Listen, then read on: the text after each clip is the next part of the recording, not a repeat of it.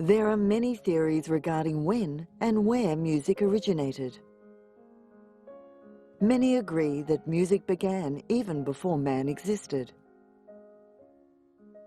Historiographers point out that there are 6 periods of music, and each period has a particular style that greatly contributed to what music is today. The second half of the 16th century witnessed the beginnings of the tradition which many music lovers readily associate with the normal feel of classical music. This was also something of a golden period for choral composition, as a seemingly endless flow of a cappella masses, motets, anthems, psalms and madrigals flowed from the pens of the masters of the age.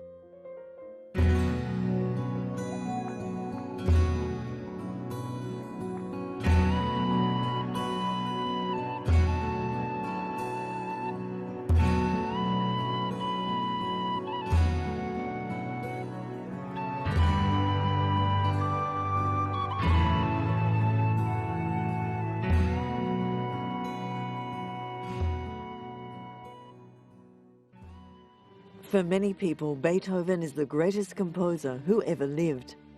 His music reveals a titanic personality, both vulnerable and belligerent, comic and tragic, and above all, heroic, as he comes to grips with perhaps the greatest disability a musician can suffer.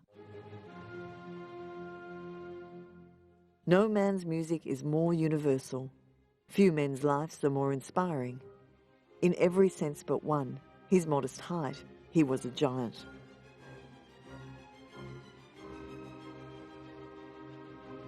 Born in Bonn in 1770, the eldest son of a singer, Beethoven moved in 1792 to Vienna. There he had some lessons from Haydn and others, quickly establishing himself as a remarkable keyboard player and original composer. By 1815, increasing deafness had made public performance impossible and accentuated existing eccentricities of character. Beethoven did much to enlarge the possibilities of music and widen the horizons of later generations of composers. To his contemporaries, he was sometimes a controversial figure, making heavy demands on listeners by both the length and the complexity of his writing, as he explored new fields of music.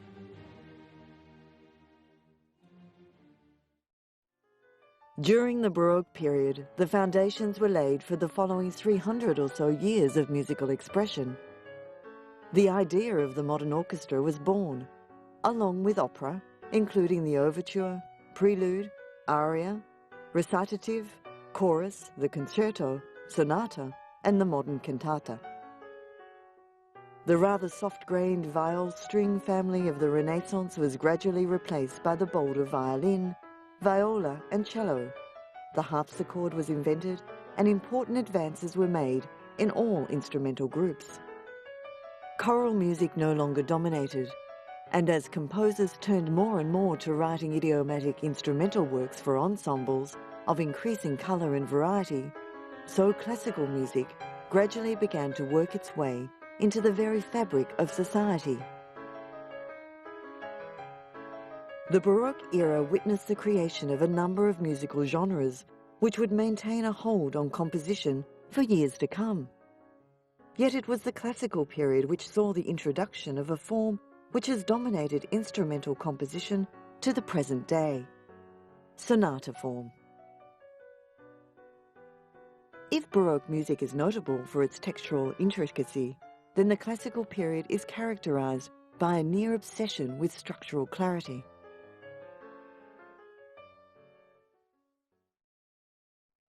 Grandiose and glamorous, Baroque music stands alone, written to glorify the finest courts of Europe, in Italy, France, Germany, England, Austria, and even far-flung Spain. Its greatest composers, such as Vivaldi, Handel and Bach, had a fascinating cast of musical magicians, including Albinoni and Scarlatti.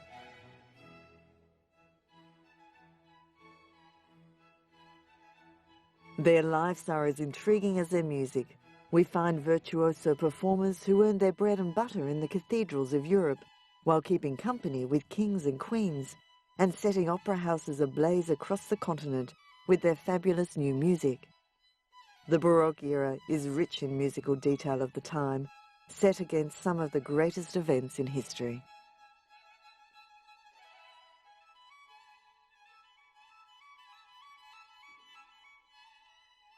The Italian composer and violinist Antonio Vivaldi was born in Venice in 1678, and after his ordination in 1703, embarked on an intermittent career in the service of the Ospedale della Pieta, an institution for the education of orphan, illegitimate or indignant girls. It was an establishment with a formidable musical reputation. His later career brought involvement in opera. As a composer, Vivaldi was prolific, with some 500 concertos to his credit, in addition to a quantity of works for the church and for the theatre. He left Venice in 1741, in the apparent hope of finding new patrons in Vienna, where he died shortly after his arrival in the city. The surviving church music of Vivaldi includes the well-known Gloria, in addition to a number of settings of psalms and motets. Johann Sebastian Bach belonged to a dynasty of musicians.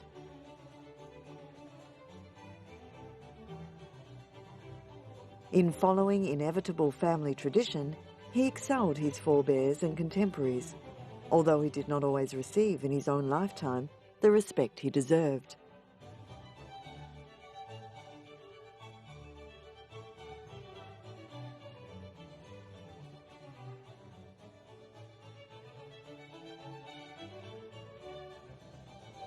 He spent his early career principally as an organist, latterly at the court of one of the two ruling Grand Dukes of Weimar.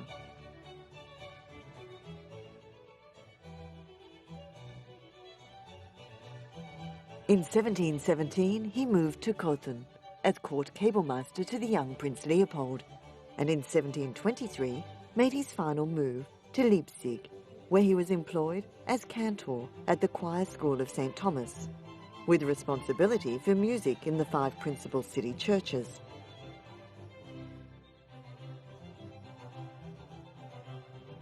In Leipzig, he also eventually took charge of the University Collegium Musicum and occupied himself with the collection and publication of many of his earlier compositions. Despite widespread neglect for almost a century after his death, Bach is now regarded as one of the greatest of all composers.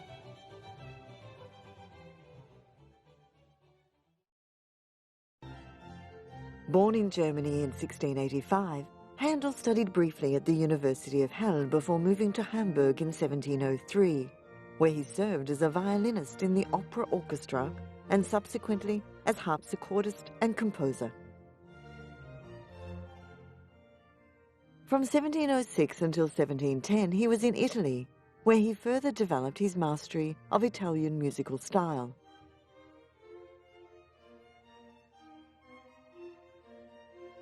Appointed cablemaster to the Elector of Hanover, the future George I of England, he visited London, where he composed the first London Italian opera, Rinaldo, in 1710 and settled 2 years later.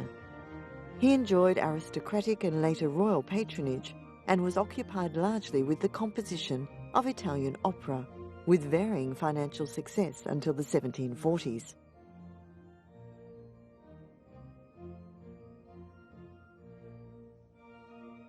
He was successful in developing a new form, English oratorio, which combined the musical felicities of the Italian operatic style with an increased role for the chorus, relative economy of production, and the satisfaction of an English and religious text.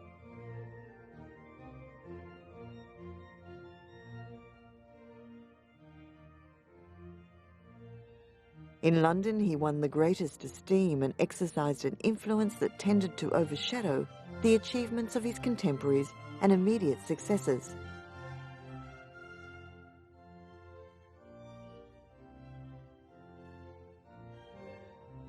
He died in London in 1759 and was buried in Westminster Abbey in the presence of some 3,000 mourners.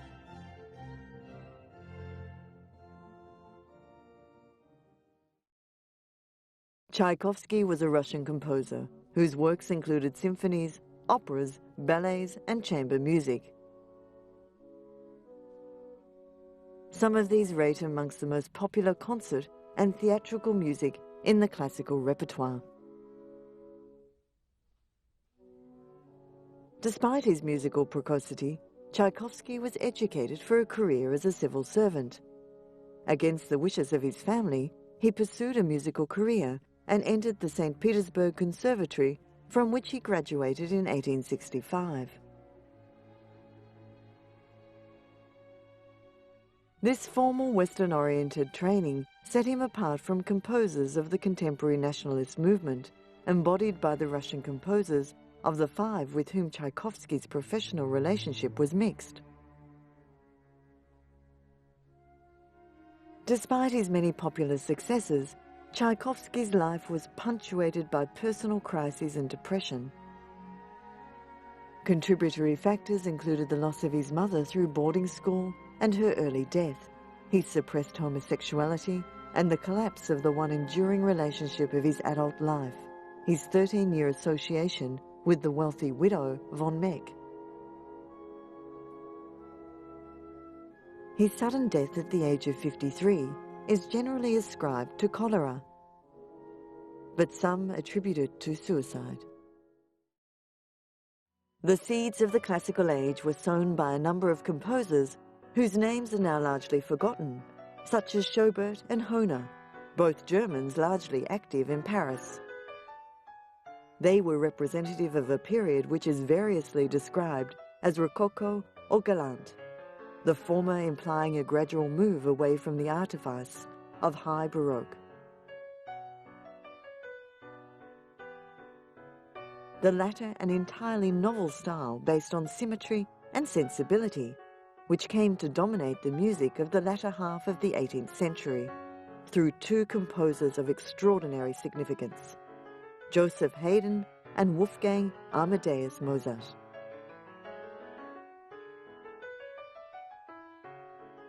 As the classical period reached its zenith, it was becoming increasingly clear, especially with the late works of Beethoven and Schubert, that the amount and intensity of expression composers were seeking to achieve was beginning to go beyond that which a classically sized orchestra or piano could possibly encompass. The next period in musical history therefore found composers attempting to balance the expressive and the formal in music with a variety of approaches, which would have left composers of any previous age utterly bewildered. The youngest child and only surviving son of Leopold Mozart, Wolfgang Amadeus, was born in Salzburg in 1756. He showed early precocity both as a keyboard player and violinist, and soon turned his hand to composition. His obvious gifts were developed along with those of his elder sister, under his father's tutelage, and the family, through their indulgence of their then patron, the Archbishop of Salzburg, was able to travel abroad between 1763 and 1766, to Paris and to London.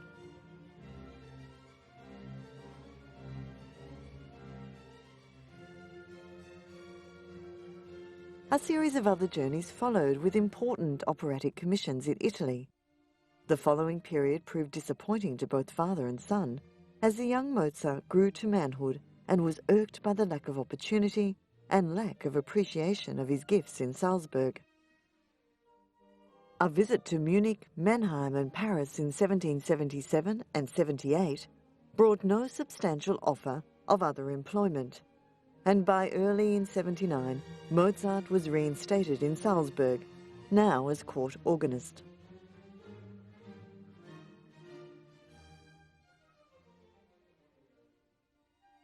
Early in 1781, he had a commissioned opera staged in Munich for the Elector of Bavaria.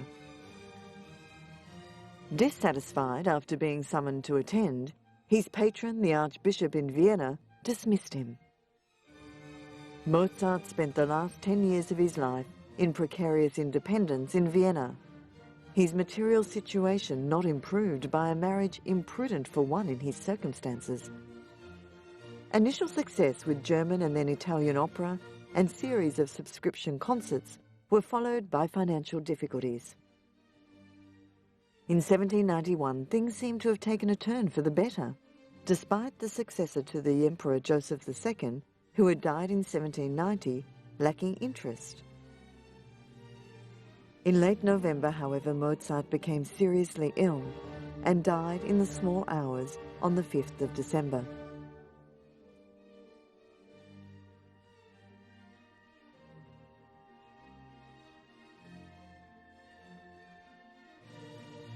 As he lay dying, Mozart was joined by his friends to sing through parts of a work that he'd left unfinished. This was his setting of the Requiem Mass, commissioned by an anonymous nobleman who had intended to pass off the work as his own. The Requiem was later completed by Mozart's pupil, Süssmayr, to whom it was eventually entrusted, although other possible completions of the work have since been proposed. In addition to a smaller number of works for vocal ensemble, Mozart wrote concert arias and scenes, some of them for insertion into operas by others.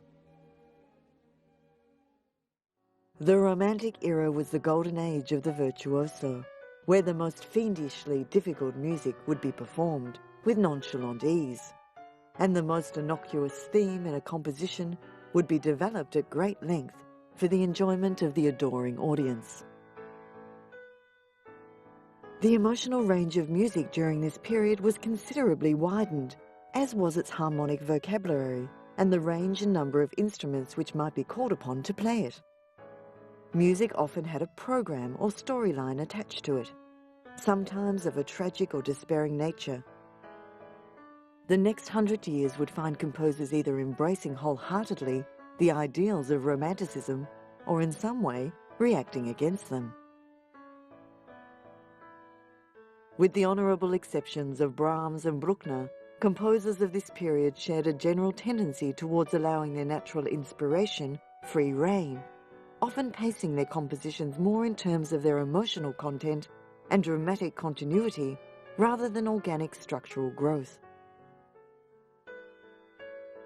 This was an era highlighted by the extraordinarily rapid appearance of the national schools and the operatic supremacy of Verdi and Wagner. The eventual end of Romanticism came with the fragmentation of this basic style, composers joining schools of composition, each with a style that was in vogue for a short period of time.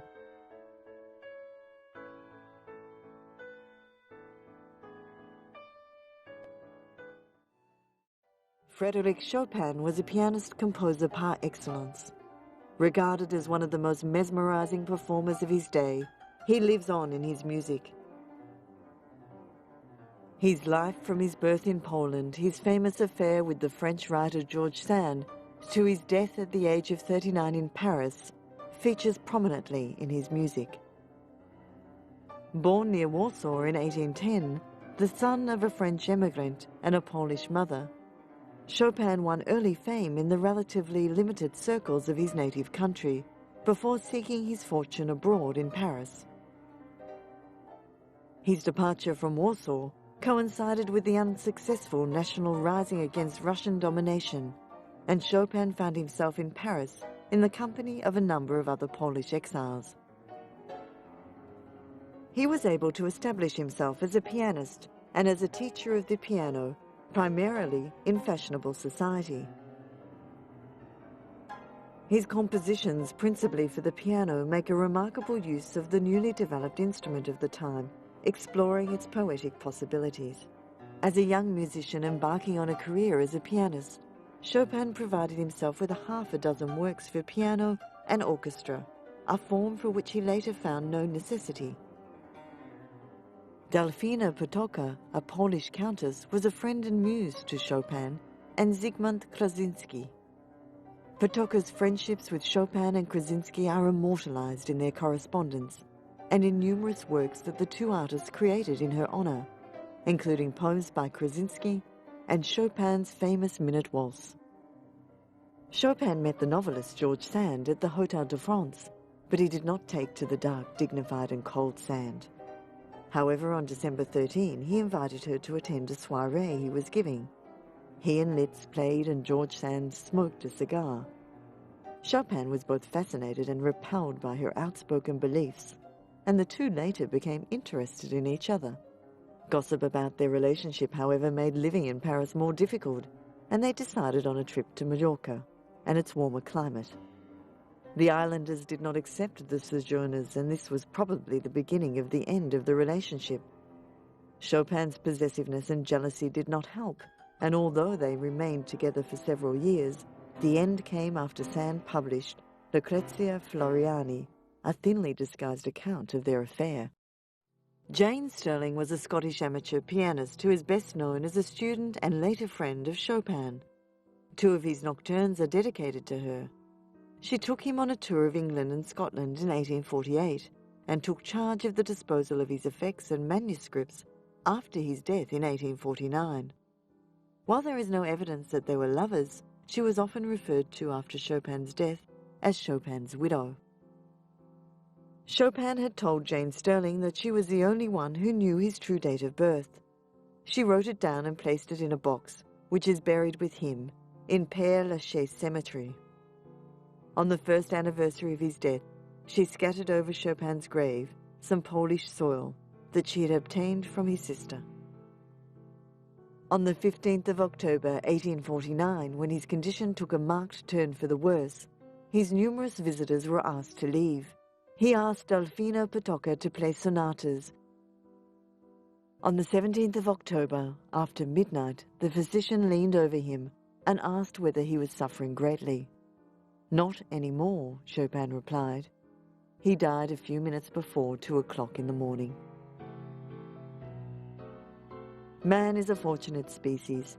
Over thousands of years, our intelligence has given us tools and technology, art and science, society and civilization. We now possess a treasure house of man's great achievements.